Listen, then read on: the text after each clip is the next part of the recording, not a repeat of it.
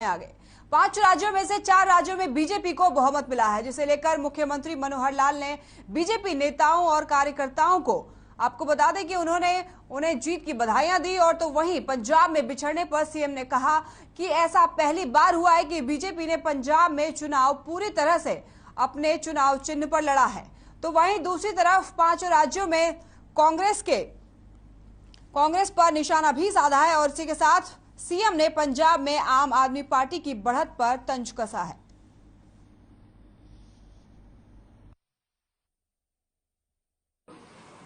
चुनाव परिणाम आया है। इस चुनाव परिणाम में देश भर में भारतीय जनता पार्टी के प्रति जो समर्थन है वो हम सबको ध्यान में आया है। 5 चुनाव हुए थे 5 राज्यों में, उत्तर प्रदेश, उत्तराखंड, गोवा, मणिपुर और पंजाब, जिसमें से 4 राज्यों में एकदम जिसको कहना चाहिए कंफर्टेबली, बड़े सुविधाजनक तरीके से बहुमत के साथ भारतीय जनता पार्टी की सरकार बन रही है। केवल एक पंजाब ऐसा प्रांत है जिसमें आम आदमी की पार्टी की सरकार बन रही है। पहले से ही जैसे हमको पता है कि हरियाणा, पंजाब में कभी भी भारतीय जनता पार्टी की सरकार पहले भी नहीं रही और चुनाव लड़ने के नाते भी अब से पहले मात्र 23 विधानसभा सीटों पर ही हम लोग चुनाव लड़ते थे। इस बार पहली बार कितने 75 सीटों पर भारतीय जनता पार्टी अपने चुनाव चिन्ह पर कमल के निशान पर चुनाव लड़ी है।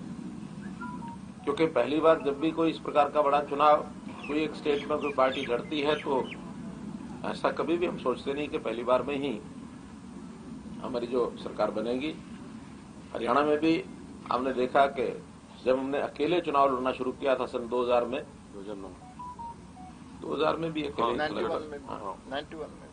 91 तो पीछे हो गया, यानी लगातार। तो फिर 2000 के बाद, क्योंकि 1996 में हमारी मिलीजुली सरकार आई थी, 2000 के बाद लगातार हमने फिर अकेले चुनाव लड़ना शुरू किया, जिसका परिणाम 2014 में मिला हमको। तो स्वाभाविक है पंजाब में अभी और हमें संघर्ष करना पड़ेगा और हम आगे बढ़ेंगे। हरियाणा में हम सफलतापूर्वक अपनी सरकार जो चला रहे हैं, आगे आगे इसका असर पंजाब में भी हमको देखने में जरूर मिल जाएगा। लेकिन तब तक पंजाब के हमारे कार्यकर्ता भी, और जो सपोर्ट हमसे हो पाएगी हम भी करेंगे ताकि पंजाब में हम अपनी गति आगे बढ़ा पाए। लेकिन 4 प्रदेशों में भारतीय जनता पार्टी की सरकारें बनी हैं, पुनः बनी हैं, इसलिए मैं सब देश भर के भारतीय जनता पार्टी के कार्यकर्ताओं को बधाई देता हूं और चारों प्रदेशों की जनता को भी बहुत बहुत एक प्रकार से उनका आभार प्रकट करता हूं और उनको श्रेय जाता है इस बात का कि उन्होंने भारतीय जनता पार्टी की नीतियों पर, विशेष तौर पर हमारे केंद्रीय नेतृत्व, देश के प्रधानमंत्री आदरणीय श्री नरेंद्र मोदी जी, हमारे गृह मंत्री श्री अमित शाह जी, हमारे राष्ट्रीय अध्यक्ष श्री जगत प्रकाश नड्डा जी और पूरी टीम, जिन्होंने बहुत मेहनत करके और प्रचार अभियान को सभी प्रदेशों में चलाया है, उनको भी एक प्रकार से सम्मान करते हुए, और मैं इस बात का जरूर जनता को धन्यवाद करता हूं कि हमारी नीतियों पर, विचारधारा पर उन्होंने और विश्वास किया है और हमको एक बहुमत दिलाया है। पहली बात तो यह है कि अगर हम देश के अंदर पार्टियों के साथ मुकाबला करें तो भारतीय जनता पार्टी और कांग्रेस आज भी 2 ही राष्ट्रीय दल ऐसे हैं जो अधिकांश प्रांतों में और अपनी उपस्थिति चाहे राज्य के माध्यम से चाहे विपक्षी पार्टियों के माध्यम से निभा रहे हैं। लेकिन कांग्रेस का जो विचार है वो मैं समझता हूं धीरे धीरे देश की जनता उसको छोड़ती जा रही है, क्योंकि कांग्रेस की जो काम करने की पद्धति रही है, वो लोग नेताओं के ताकत को जोड़ करके, ये इसकी ताकत है, इसकी ताकत है, कॉम्बिनेशन ऑफ लीडर्स, ऐसी वो अपनी ताकत बना करके शासन में चलते रहे हैं। लेकिन भारतीय जनता पार्टी सीधे सीधे अपनी विचारधारा के माध्यम से, अपनी उपलब्धियों के माध्यम से जनता के हित में काम करती है। विशेष तौर पर वो जनता जिसको मैं समझता हूं सरकारी सहायता की आवश्यकता होती है। सरकार भारतीय जनता पार्टी ऐसा मानती है कि लोकहित की सरकार होना अति आवश्यक है। लोकहित में भी जो समाज का वो वर्ग जो वंचित है, जो पीड़ित है, जो गरीब है, खास करके अनुसूचित जाति, खास करके पिछड़ा वर्ग, खास करके वर्गों में अगर आगे विचार करें तो फिर युवा को रोजगार चाहिए, शिक्षा समाज को चाहिए। तो ऐसे सारे विषय, महिलाओं की भी बहुत सी तरह की कठिनाइयां तकलीफें होती है, उनको दूर करने के लिए अब महिलाओं के लिए बहुत सी स्कीमें भारतीय जनता पार्टी ने शुरू की। उज्ज्वला स्कीम है और फिर उसमें घर घर पानी देने की स्कीम है। कहीं जनधन अकाउंट खोलने के बाद महिलाओं के खातों में सीधा पैसा देने की बात कही है हमने। महिलाओं का हमने हरियाणा में तो जैसे उद्यमिता को भी बढ़ावा देने के लिए अपनी घोषणा अभी बजट में की है। बेटी बचाओ बेटी पढ़ाओ का भी एक बड़ा अभियान सारे देश में लिया गया, हरियाणा में विशेष तौर पर लिया गया। तो ऐसे वर्ग, जिन वर्गों को सरकार की सहायता की आवश्यकता ज्यादा होती है, ऐसे वर्गों का काम करने से एक मैसेज जाता है कि जनता की भलाई के अगर कोई विचारधारा, कोई पार्टी का काम करने का तरीका तो भारतीय जनता पार्टी का है। कांग्रेस ने हमेशा नारे लगाए हैं, गरीबी हटाओ, गरीबी हटाओ, गरीबी हटाओ, लेकिन नारों के आगे बढ़ करके उन्होंने कोई उसके लिए पद्धति दी हो, कोई उसके लिए प्रत्यक्ष काम दिया हो, कोई प्रोग्राम दिया हो, ऐसा कभी नहीं किया है।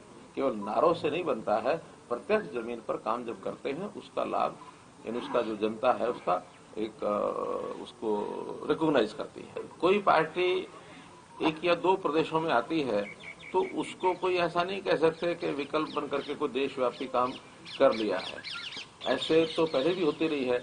आखिर कम्युनिस्ट भी कभी 2-3 प्रांतों में लगातार आते रहे हैं। इस प्रकार के उदाहरण और भी मिल सकते हैं कि एक या दो प्रदेशों में आए हैं। अब इनके पास 2 प्रदेश आए हैं, इसका अर्थ है नहीं है कि कोई राष्ट्रीय विकल्प यानी इस रूप में कांग्रेस के विकल्प के रूप में खड़े हो गए हैं। उपस्थिति इस नाते से राज्य में है नहीं है, तो भी कांग्रेस की उपस्थिति आम आदमी पार्टी से ज्यादा अभी भी है। अब वो उनका आपसी संघर्ष है, आपसी विचारधारा की लड़ाई में, लेकिन आम आदमी पार्टी की जो विचारधारा है उसको भी मैं बिल्कुल कतई ठीक नहीं मानता हूं। वो देश हित में ये कभी भी नहीं है कि हम जनता को फ्री बीज दे करके, मुफ्त बांट करके और उनको जनता को नाकारा बना दें, उनको उद्यम करने की प्रेरणा ना दें, उनको हाथ पर हाथ रख करके वो बैठे, उनको खाली खिलाया जाए। ऐसा ये पद्धति ठीक नहीं है। बल्कि इस प्रकार के वर्ग को अपने पैरों पर खड़ा करने के लिए अगर आप कुछ करते हैं तो एक स्थायी व्यवस्था बनती है, लंबे समय तक समाज को सुखी बनाने के लिए एक कारगर पद्धति है। तो इसलिए जनता इस बात को निश्चित रूप से समझेगी। आखिर केवल पंजाब में ही वो आ पाए, बाकी प्रदेश में, बाकी 4 प्रदेशों में कहाँ गई? हरियाणा में भी उन्होंने पहले प्रयत्न करके देख लिया, हरियाणा में कहाँ आए? तो इसलिए जनता समझती है कि इस प्रकार से फ्री और दिल्ली में तो चूंकि साधन संपन्न प्रदेश है, फिर इस चीज को स्वीकार करने के लिए बहुत से ऐसे वहाँ एरियाज हैं, जो कि झोपड़ी एरिया, बाकी सब एरिया, वहाँ गैप बहुत है दिल्ली के अंदर। या तो बहुत निम्न लेवल के लोग दिल्ली में जो कि झोपड़ी है वो बहुत ज्यादा रहते हैं, या फिर हाई लेवल के बहुत लोग रहते हैं। हाई लेवल के लोगों का जो इनकम यानी उनके कारण से जो कंट्रीब्यूशन उनका है और जो इनकम दिल्ली में होती है, टैक्सेशन ये वो सब, जबकि खर्च दिल्ली सरकार का बहुत कम है, तो वो सारा पैसा उनको फ्री बांट में काम आ गया। अब पंजाब में उनकी एक प्रकार से परीक्षा होगी, क्योंकि पंजाब की आर्थिक स्थिति कहीं भी परमिशन नहीं देगी कि आप कोई भी एक पैसा और मुफ्त में बांट देंगे किसी को। पहले ही पंजाब संकट में है। हम हरियाणा में अपने जीएसडीपी डेट रेशो को 25% से नीचे रखे हुए हैं, वहां आज भी 40% पहुंचे हुए। आखिर पैसा कहीं से बांटना होता तो कहीं से लाना भी पड़ता। चंडीगढ़ में मुख्यमंत्री आवास पर एक कार्यक्रम का आयोजन हुआ, जिसमें भूपेंद्र हुड्डा के पहुंचते ही मुख्यमंत्री मनोहर लाल ने कुछ अलग ही अंदाज में भूपेंद्र सिंह हुड्डा को मिठाई खिलाई। टीवी स्क्रीन पे आप देख सकते हैं कि किस तरह से लोग यहां खुशियां जाहिर करते हुए दिख रहे हैं और यहां पे सीएम मनोहर लाल भूपेंद्र सिंह हुड्डा को मिठाई खिलाते हुए नजर आ रहे हैं। सीएम आवास पर कार्यक्रम का आयोजन किया गया था, जिसमें भूपेंद्र सिंह हुड्डा को सीएम मनोहर लाल ने मिठाई खिलाई।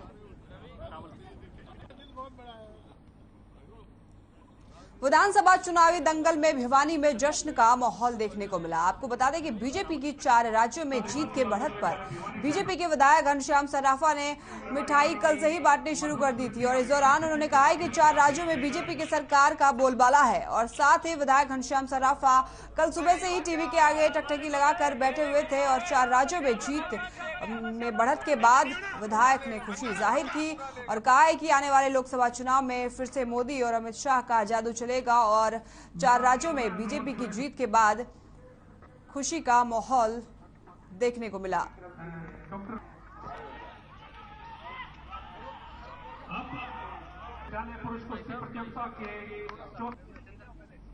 तीनों मैच पे माननीय मुख्य अतिथि डॉक्टर राजकुमार, साथ में Atar Singh Yadav ji, retired principal government college Bhiwani,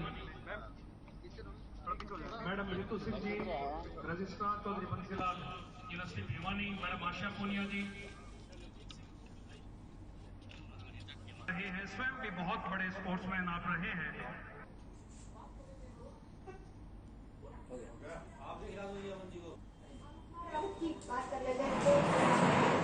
से आज जो रुझान आए हैं उसमें कहीं ना कहीं बीजेपी को बढ़त मिल रही है। आज ये जो चुनाव के नतीजे आ रहे हैं इनमें भारतीय जनता पार्टी 4 स्टेट में आगे चल रही है।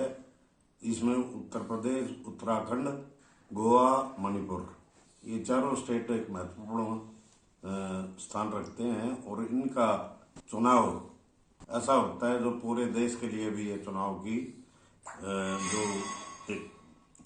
चुनाव को निश्चित करते हैं कि आगे आने वाले समय में कौन पार्टी सबसे आगे रहेगी।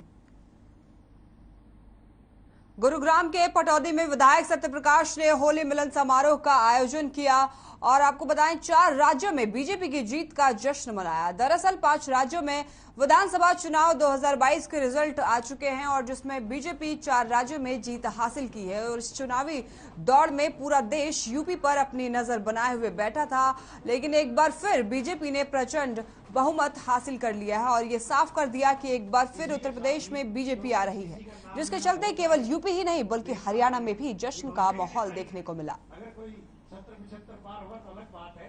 कोई चेयरमैन, कोई मेयर, कोई पार्षद, कोई पार्टी के, ये सारे लीडर है, कोई ब्लॉक में रहे, कोई सरपंच। देखिए, चुनाव से पूर्व भी लोगों ने अपना मन बढ़ा लिया था और आपने पहले पूछा था तब भी कहा था माननीय नरेंद्र मोदी जी के नेतृत्व में पूरे देश के अंदर भारतीय जनता पार्टी का परचम लहरा रहा है और ये भारतीय जनता पार्टी की रीति नीति माननीय नरेंद्र मोदी जी के नेतृत्व में गरीब कल्याण, किसान कल्याण, किसानों के लिए, मजदूरों के लिए जिस तरह से काम किया उससे आगे बढ़कर और विश्व के अंदर जो भारत की आज छवि बनी है एक ताकत के रूप में पूरी दुनिया में भारत ने जो नेतृत्व दिया है उसका भी पूरे भारतवासी फक्र महसूस करते हैं। देखिए, विधायक पटौदी सत्यप्रकाश जरावता बड़े भाई कोई ना कोई ऐतिहासिक कार्य करते रहते हैं। उनका हमेशा उद्देश्य होता है कि लोगों के साथ उनका जुड़ाव, क्योंकि पुराने जुड़े हुए हैं। 5 साल ब्लॉक समिति के यहाँ चेयरमैन रहे हैं, उससे पूर्व में यहाँ बैंक के अधिकारी रहे हैं, तो पुराना जुड़ाव है उनका और कोई ना कोई एक्टिविटी वो अपनी विधानसभा में हर त्यौहार पर रखते हैं। उसी को आज ध्यान में रखते हुए इन्होंने ये आज ऐतिहासिक दिन है जो कि आज 5 राज्यों के चुनाव के नतीजे आ रहे हैं और निश्चित रूप से हम 4 राज्यों में पूर्ण बहुमत की सरकार बना रहे हैं। बहादुरगढ़ में बीजेपी के कार्यकर्ताओं ने 4 राज्यों में मिली जीत का जमकर जश्न मनाया। वहीं बीजेपी के पूर्व विधायक नरेश कौशिक की अगुवाई में बीजेपी कार्यकर्ताओं ने शहर में विजयी जुलूस निकाला और लोगों ने मिठाई बांटकर जीत की खुशी मनाई। और इस दौरान विधायक ने कहा कि विधानसभा चुनाव की जीत से साबित हो गया है कि जनता पीएम मोदी के साथ खड़ी है। मोदी और योगी जी की जोड़ी से ही जीत संभव हुई है। सबका साथ, सबका विकास और सबका विश्वास ही इस जीत का आधार है। साथ ही विधायक ने उन सभी कार्यकर्ताओं का भी आभार जताया है जिन्होंने दिन रात एक करते हुए बीजेपी को बहुमत दिलाने का काम किया।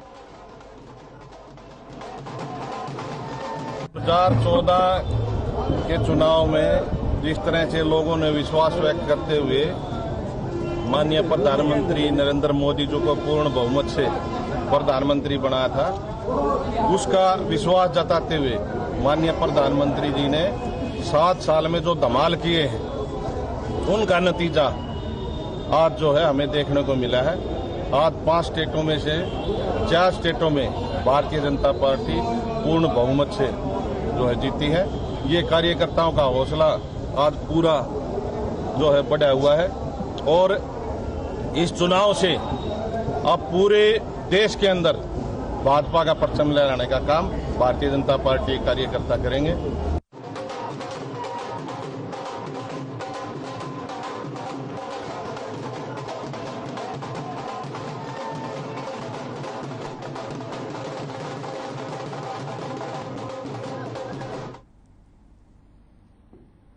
कार्यकर्ताओं ने चारों राज्यों में मिली जीत का जमकर जश्न मनाया। वहीं बीजेपी के पूर्व विधायक नरेश कौशिक की अगुवाई में बीजेपी कार्यकर्ताओं ने शहर में विजयी जुलूस निकाला। लोगों ने मिठाई बांटकर जीत की खुशी मनाई और इस दौरान विधायक ने कहा कि विधानसभा चुनाव की जीत से साबित हो गया है कि जनता पीएम मोदी के साथ खड़ी है। मोदी और योगी जी की जोड़ी से ही ये जीत संभव हुई है। टीवी स्क्रीन पे आप देख सकते हैं कि किस तरह से कार्यकर्ताओं में खुशी का माहौल है, लोग जश्न मनाते हुए दिख रहे हैं। कार्यकर्ताओं ने शहर में विजयी जुलूस निकाला, लोगों ने मिठाइयां बांटकर जीत की खुशी मनाई। विधानसभा चुनाव की जीत से ये साबित हो गया है कि जनता पीएम मोदी के साथ खड़ी है। मोदी और योगी जी की जोड़ी से ही ये जीत संभव हुई है। सबका साथ, सबका विकास और सबका विश्वास ही इस जीत का आधार है। साथ ही विधायक ने उन सभी कार्यकर्ताओं का भी आभार जताया जिन्होंने दिन रात एक करते हुए बीजेपी को बहुमत दिलाने का काम किया। मुख्यमंत्री मनोहर लाल ने घोषणा की है कि गुरु तेग बहादुर जी के 400वें प्रकाश पर्व के उपलक्ष्य में 3 अप्रैल 2022 को पानीपत में एक राज्य स्तरीय समारोह आयोजित किया जाएगा और इस 1 दिवसीय कार्यक्रम में पानीपत में दरबार साहिब की प्रतिकृति भी स्थापित की जाएगी और इसमें हरियाणा और पंजाब के सिख श्रद्धालुओं के बड़ी संख्या में भाग लेने की उम्मीद है। वहीं समारोह का उद्देश्य गुरु तेग बहादुर जी के सामाजिक सद्भाव और भाईचारे के संदेश को प्रचारित करना है। वहीं मुख्यमंत्री ने गुरु तेग बहादुर जी के 400वें प्रकाश पर्व के उपलक्ष्य में कुरुक्षेत्र विश्वविद्यालय में गुरु तेग बहादुर जी के नाम पर एक पीठ स्थापित करने की भी घोषणा की है और इस पीठ के माध्यम से गुरु तेग बहादुर के जीवन पर शोध कार्य किए जाएंगे, जिससे उनकी जीवनी को बेहतर ढंग से समझा जा सकेगा और समाज विशेषकर युवाओं के साथ साझा भी किया जा सकेगा।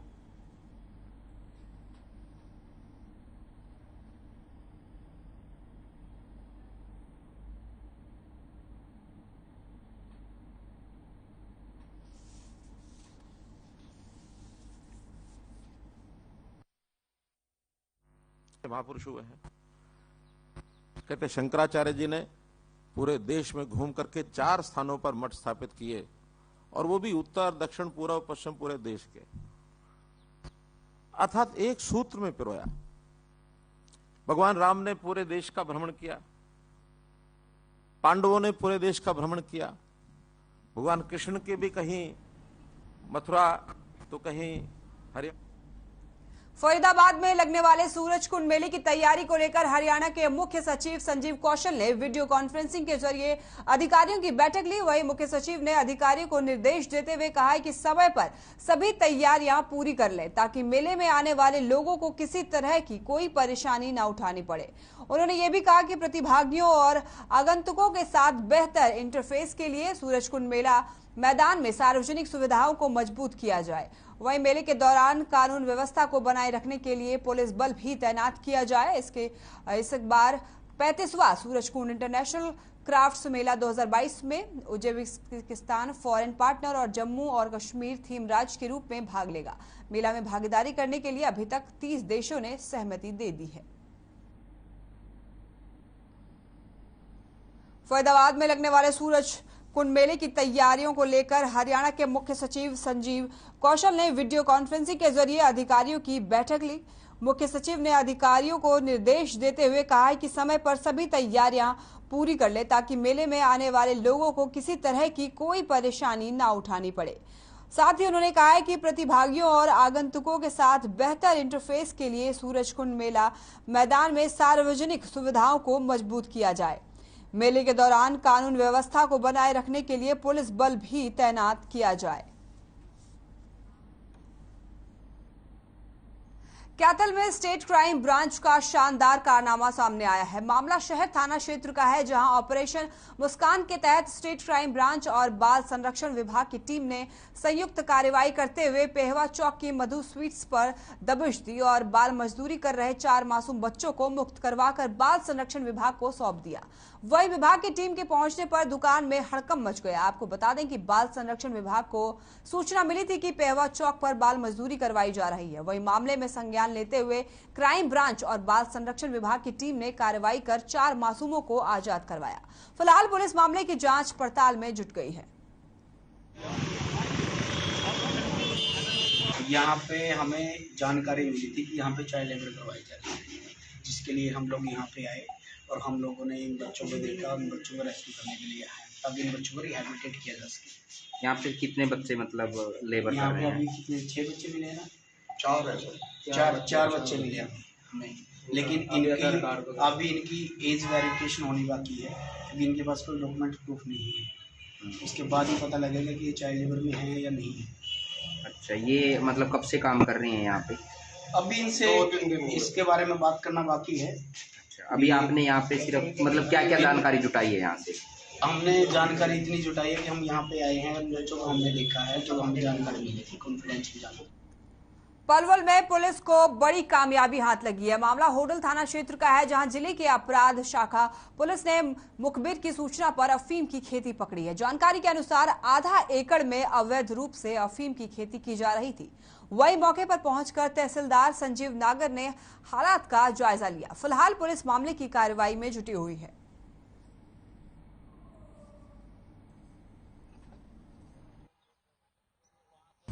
ये अफीम की खेती है, राजबीरपुर राज है, गांव मित्रौल का। इसने ये खेती कर रखी है अवैध तरीका से। इसके खिलाफ कार्रवाई की जा रही है। इसमें अपने ड्यूटी ऑफिसर तहसीलदार साहब को बुलाया गया और टीम को बुलाया गया। तो मतलब इसको उखाड़ा जाएगा, काटा जाएगा? इसको उखाड़ कर इसके कब्जा में लिया जाएगा और इसके खिलाफ कार्रवाई करने की। तो लगभग कितनी खेती कर रखी है? ये करीब 1 एकड़ के करीब है और कुछ इसमें से काट ली गई और जो बची कुछ है ये यहाँ पर। रुकते हैं यहाँ छोटे से ब्रेक के लिए। ब्रेक के बाद आपको दिखाएंगे 9 बजे की 9 ब्रेकिंग।